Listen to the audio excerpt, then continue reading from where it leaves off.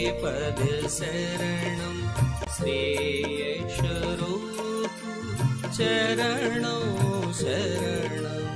जय सद्गुरुदेव जय पद शरणं श्रेयस्वरूप चरणों शरणं।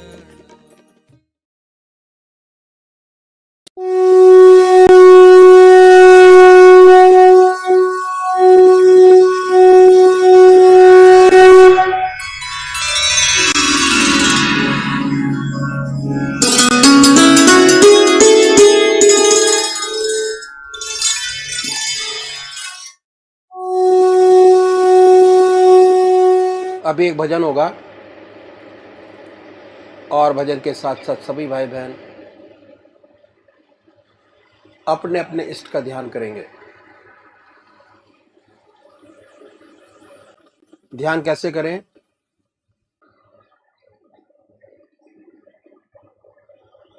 अखिल भारतीय संत मत सत्संग की तरीकत मैं आपके सामने रखता हूं।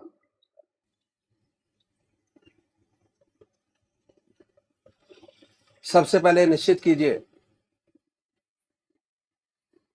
कि परमात्मा की कौन सी मूर्त,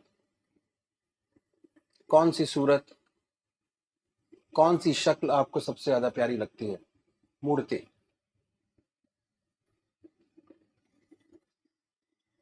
किसी से पूछने की जरूरत नहीं, अपनी आत्मा से प्रश्न कीजिए कि भगवान का वो स्वरूप जो आपको सबसे ज्यादा प्यारा लगता है उसको चुनें।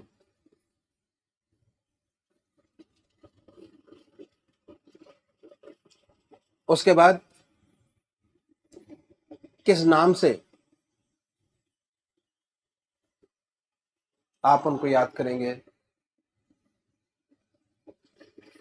उसको भी चुने। मंत्र तो क्या हुआ, दो चीज आपने चुनी, एक अपना इष्ट देव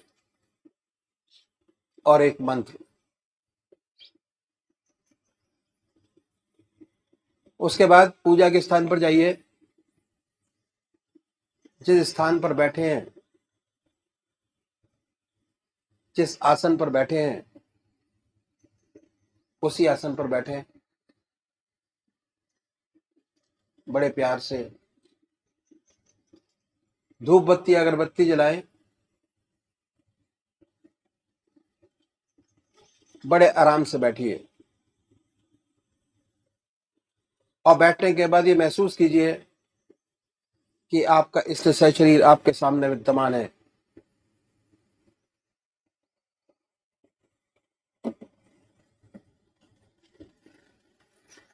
सशरीर भावना से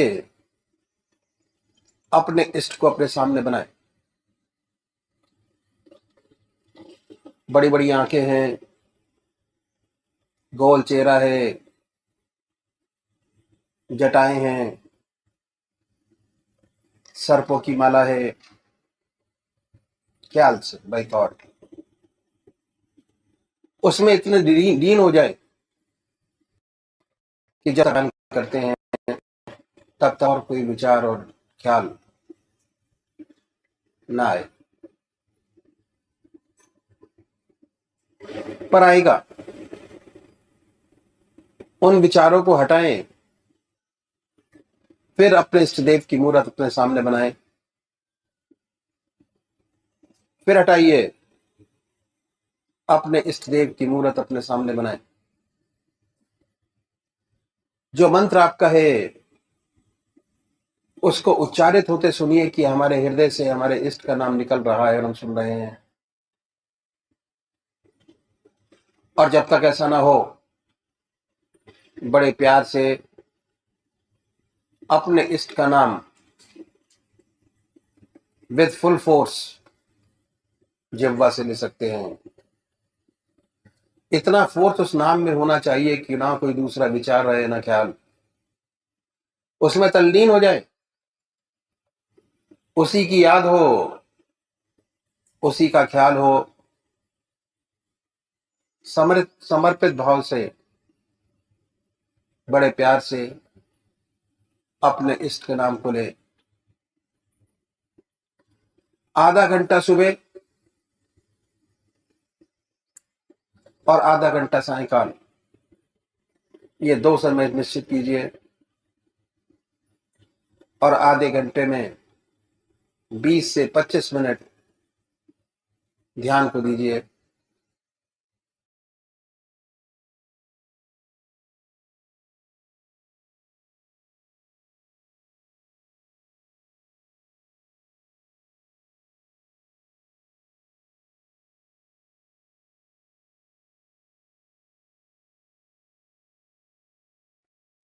अभी एक भजन होगा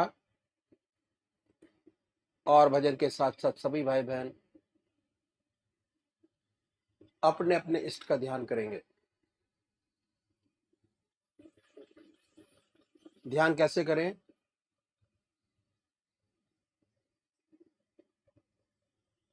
अखिल भारतीय संत मत सत्संग की तरीकत मैं आपके सामने रखता हूं।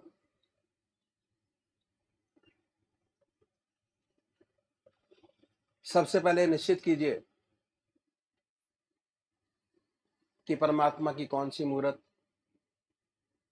कौन सी सूरत, कौन सी शक्ल आपको सबसे ज्यादा प्यारी लगती है। मूर्ति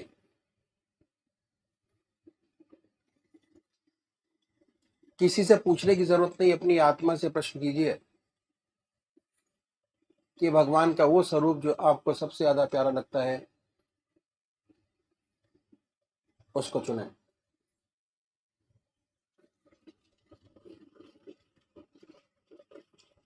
उसके बाद किस नाम से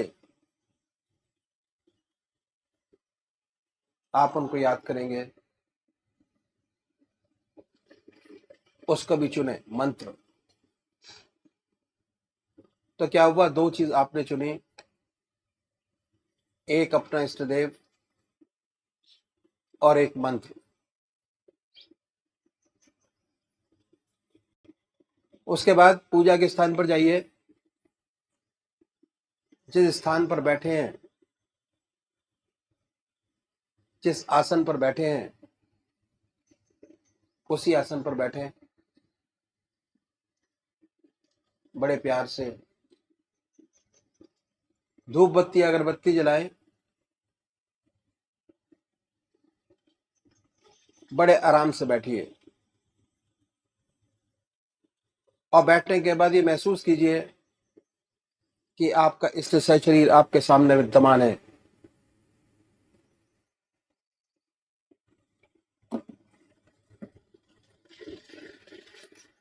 सशरीर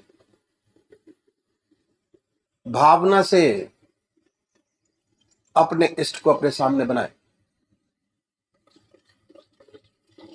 बड़ी बड़ी आंखें हैं, गोल चेहरा है, जटाएं हैं, सर्पों की माला है। ख्याल से बाय थॉट उसमें इतने लीन हो जाए कि जब तक आप ध्यान करते हैं तब तक और कोई विचार और ख्याल ना आए, पर आएगा। उन विचारों को हटाएं, फिर अपने इष्ट देव की मूर्त अपने सामने बनाएं, फिर हटाइए, अपने इष्ट देव की मूर्त अपने सामने बनाएं।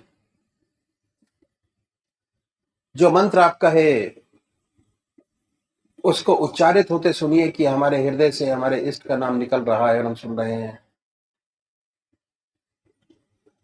और जब तक ऐसा ना हो, बड़े प्यार से अपने इष्ट का नाम विद फुल फोर्स जिह्वा से ले सकते हैं। इतना फोर्स उस नाम में होना चाहिए कि ना कोई दूसरा विचार रहे ना ख्याल, उसमें तल्लीन हो जाए, उसी की याद हो, उसी का ख्याल हो। समर्पित भाव से बड़े प्यार से अपने इष्ट के नाम को ले। आधा घंटा सुबह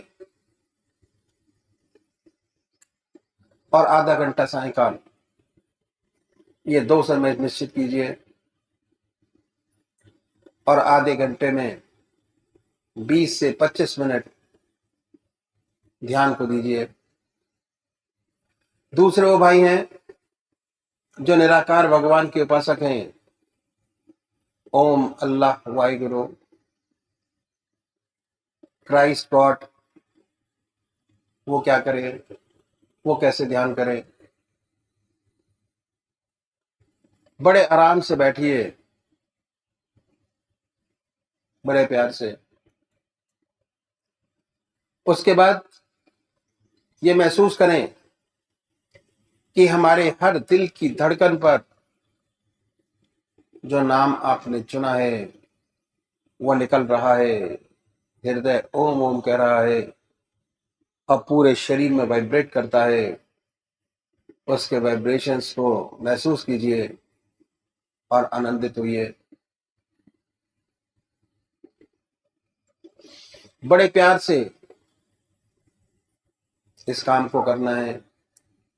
जब भी कोई सांसारिक बात आपके ذहन में आए, दिमाग में आए, उन विचारों को हटाएं, फिर अपने इष्ट देव की याद में लगे, फिर हटाइए, अपने इष्ट देव की याद में लगिए।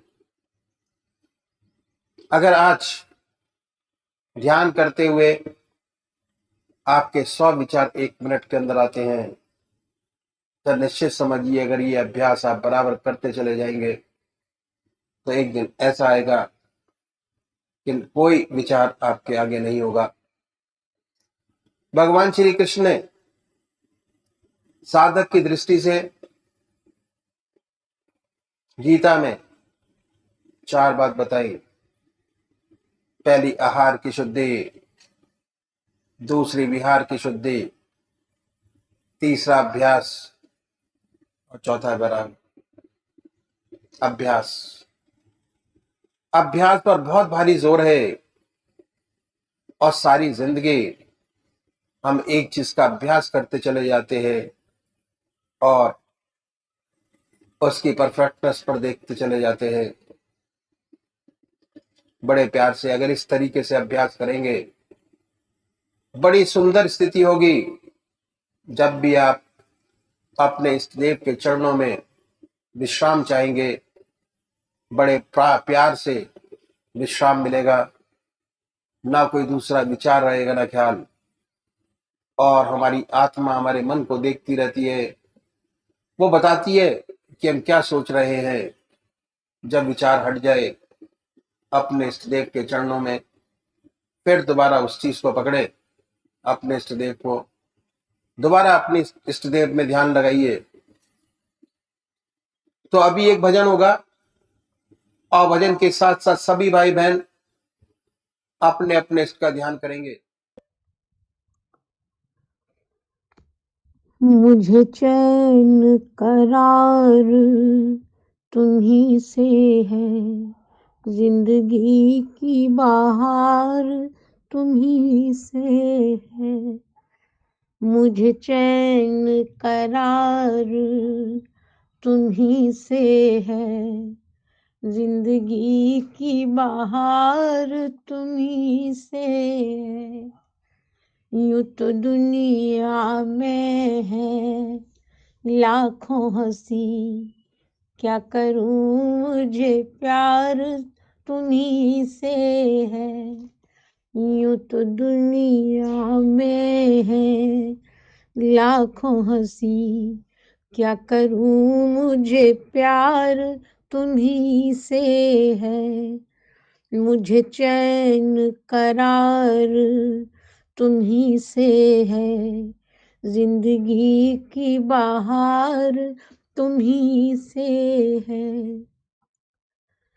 कभी यूं भी आ मेरी आँखों में कि मेरी नजर को खबर ना हो।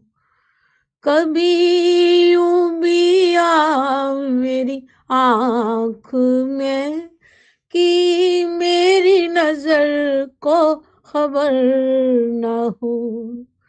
मुझे एक शब्द तो नवाज दे, फिर उसके बाद सहर ना हो, मुझे एक शब तो नवाज दे।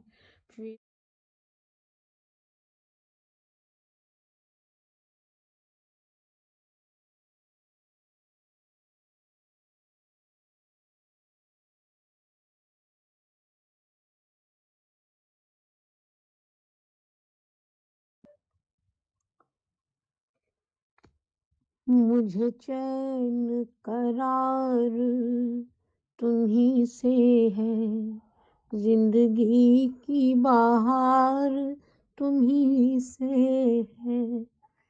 मुझे चैन करार तुम्ही से है, जिंदगी की बहार तुम्ही से है। यूं तो दुनिया में है लाखों हंसी, क्या करूं मुझे प्यार तुम्ही से है। यूं तो दुनिया में है लाखों हंसी, क्या करूं मुझे प्यार तुम्ही से है। मुझे चैन करार तुम्ही से है, जिंदगी की बहार तुम्ही से है। कभी यूं भी आ मेरी आँखों में कि मेरी नजर को खबर ना हो, कभी यूं भी आ मेरी आँख में कि मेरी नजर को खबर ना हो, मुझे एक शब तो नवाज दे, फिर उसके बाद सहर ना हो, मुझे एक शब तो नवाज दे, फिर उसके बाद सहर ना हो। यूं तो दुनिया में है लाखों हंसी, क्या करूं मुझे प्यार तुम्ही से है। मुझे चैन करार तुम्ही से है, जिंदगी की बहार तुम्ही से है। तेरा प्यार है मेरी जिंदगी, तेरी दोस्ती मेरी रोशनी है। तेरा प्यार है मेरी जिंदगी, तेरी दोस्ती मेरी रोशनी है। मेरे बाद भी ये दिया जलता रहे, कभी बेचराग ये घर ना हो। मेरे बाद भी ये दिया जलता रहे, कभी बेचराग ये घर ना हो। यूं तो दुनिया में है लाखों हंसी, क्या करूं मुझे प्यार तुम्ही से है। मुझे चैन करार तुम्ही से है, जिंदगी की बहार तुम्ही से है। तू बड़ा रहीम करीम है, मुझे ये भी सिफत अता कर। तू बड़ा रहीम करीम है, मुझे ये भी सिफत अता कर। तुझे भूल न भी जो चाहूं मैं, तो मेरी दुआ में असर ना हो। तुझे भूलना भी जो चाहूँ मैं, तो मेरी दुआ में असर ना हो। यूं तो दुनिया में है लाखों हंसी, क्या करूं मुझे प्यार तुम्ही से है। मुझे चैन करार तुम्ही से है, जिंदगी की बहार तुम्ही से है। कभी दिन की धूप में झूम कर, कभी शव के तारों को चूम कर, कभी दिन की धूप में झूम कर, कभी शव के तारों को चूम कर, मेरे साथ साथ चलते चलो, कभी खत्म ये अपना सफर ना हो। मेरे साथ साथ चलते चलो, कभी खत्म ये अपना सफर ना हो। यूं तो दुनिया में है लाखों हंसी, क्या करूं मुझे प्यार तुम्ही से है।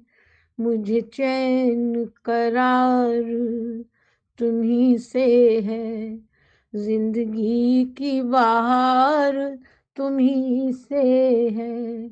मुझे चैन करार तुम्ही से है, जिंदगी की बहार तुम्ही से है।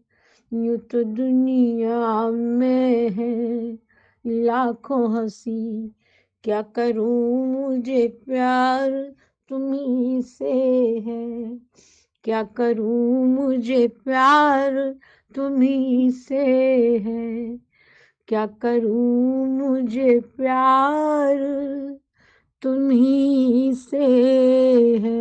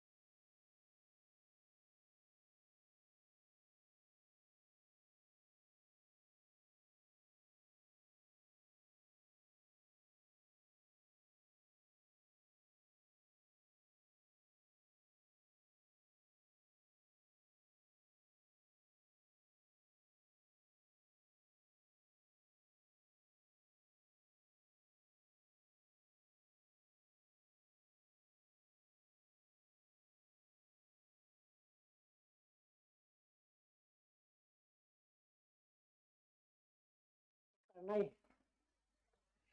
ये तो हमारे महर्षियों ने बतलाया कि मनुष्य जन्म का सबसे बड़ा कर्तव्य यही है कि कम से कम प्रभु की अभ्यास सुबह शाम संध्या बनना आवश्यक। चाहे आप गृहस्थी है या सन्यासी है, हर व्यक्ति का, प्राणी मात्र का कम से कम ये फर्ज है, आधा घंटा प्रातःकाल, आधा घंटा सायकाल पूजन अवश्य करें। पूजन, ध्यान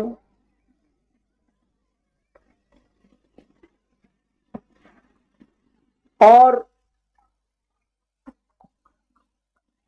तो करना ही। इसके अलावा जो 23 घंटे आपके पास है दुनिया के काम के, उसमें से एक भी सेकंड आपका नहीं लिया गया। और 8 घंटे आपके अपने बन गए। इसके बाद इस सेवक ने 2 अभ्यास के ऊपर जोर दिया। हर मनुष्य भोजन करता है, भोजन करने में आधा घंटा दोपहर, आधा घंटा रात्रि में लगाता है। ये समय हर एक के पास खाली है, कोई दूसरा काम नहीं किया जाता।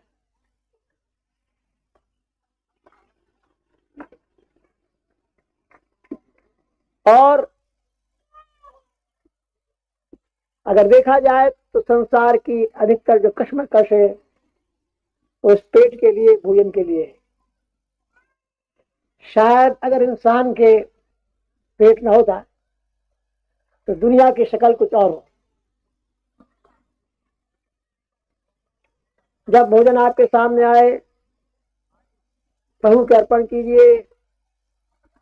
हर ग्रास उसकी याद में खाइए, हर चीज उसकी याद में पीजिए। इसके जो फायदे हैं वो कल इस सेवक ने बतलाए थे।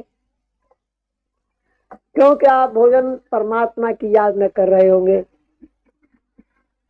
आपको ईश्वर की याद का आनंद आ रहा होगा।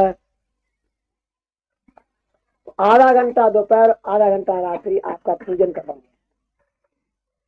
ध्यान को ही हम पूजन कहते हैं, उसकी याद को हम पूजन कहते हैं, प्रभु की। और हर मनुष्य सोता है, कितनी बिजी लाइफ के न हो, हर व्यक्ति सोता है। और सोने में ऑन एवरेज हम लगा सकते हैं कि 6 घंटे शायद हम लगाते हैं सोने में। कोई 4 सोता है, कोई 8 सोता है। एवरेज लिया जाए तो 6 घंटे का एवरेज आता है, आ जाए। 6 घंटे हर व्यक्ति सोने में लगाता है। ये समय ऐसा है कि जो खाली है, इसका भी सच्चा उपयोग किया जा सकता है। संतों ने इसका बहुत सुंदर उपयोग बतलाया। सोने से पहले दुनिया की जब सब काम समाप्त हो जाए, आप है और आपका बिछौना है, अपने बिछौने पर बैठिए। कहीं अलग आसन लगाने की आवश्यकता नहीं, अपने बिछौने पर ही बैठिए और बैठ के 2 काम कीजिए। सेल्फ इंट्रोस्पेक्शन, आत्मनिरीक्षण। कितने ऐसे काम आज आपसे बने कि जिनसे दूसरे प्राणियों की आत्मा को शांति और सुख पहुंचा। अगर कोई ऐसा काम बना है, भगवान कहते प्रभु आपने अवसर दिया जो ऐसा शुभ कार्य बन पाया, वरना इस सेवक में कहाँ सामर्थ्य है, किससे कुछ बन पाए। भगवान कहता फिर विचार कीजिए कि आप में कोई कमी तो नहीं। किसी बाहर से पूछने की आवश्यकता नहीं किसी।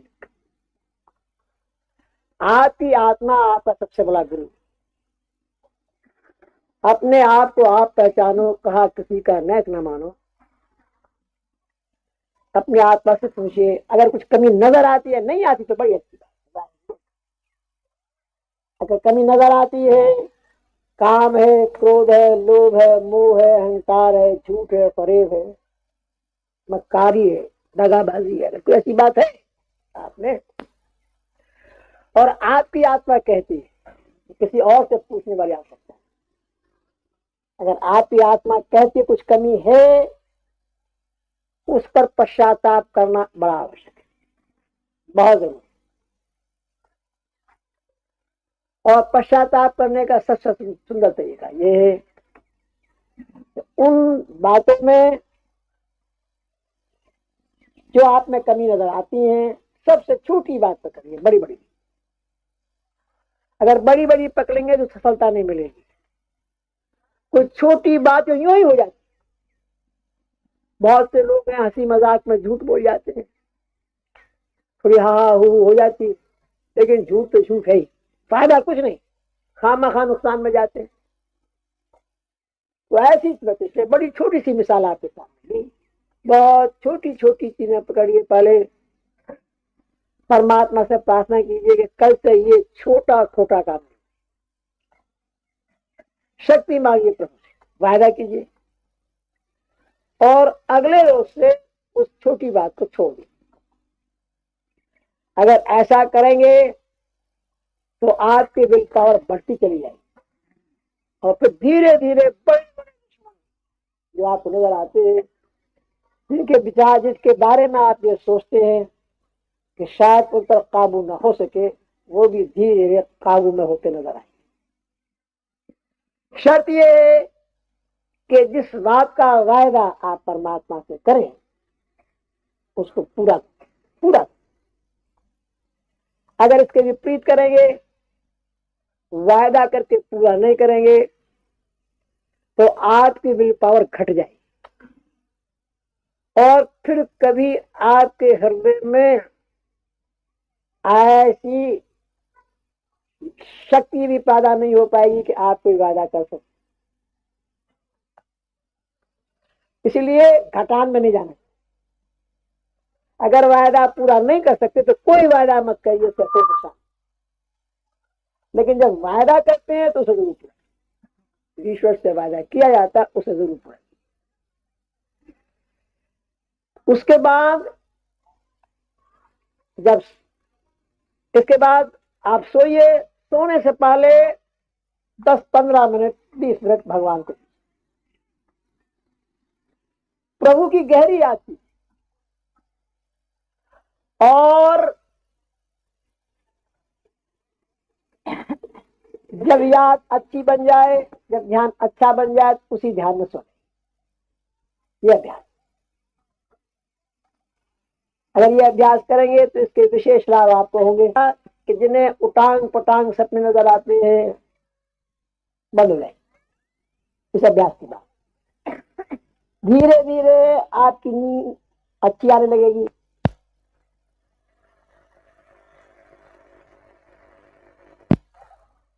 फिर ये अभ्यास और बढ़ेगा, फिर आपके स्वप्न बदल जाए, सुंदर सुंदर सपना आने। स्वप्न आप देखेंगे गंगा जी का स्नान, अपने इष्ट देव के दर्शन, मंदिर के दर्शन, सपने में ही ध्यान अवस्थित है, ध्यान में बैठे हैं, प्रभु का ध्यान कर, ऐसे ऐसे बढ़िया अपने गुरुदेव के दर्शन, ऐसे सुंदर सुंदर सपने आने। और जब ऐसे सुंदर सपने आने लगते हैं तो साधक की हिम्मत और बढ़ जाती है, साहस और बढ़ जाता है, और वो गहरा ध्यान करके सोता है। फिर धीरे धीरे ये सपने रियलिटी में बदल जाते। अभी स्वप्न देख रहे थे, अनंत सूर्यों का प्रकाश ही प्रकाश है, सारा प्रकाश से सब कुछ भरा है, शरीर में बिजली दौड़ गई सोते। तो साधक जिस ध्यान में सोता है, रात भर उसी ध्यान में पड़ा रहता है, सुबह उठता है तो उसका ध्यान और अच्छा लगा हुआ होता है। अगर आज्ञा चक्र पर ध्यान करते करते सोया, जब सुबह उठेगा तो उसका आज्ञा चक्र और तेजी से चलता होगा, या उसका ध्यान शहदर कमल पर होगा।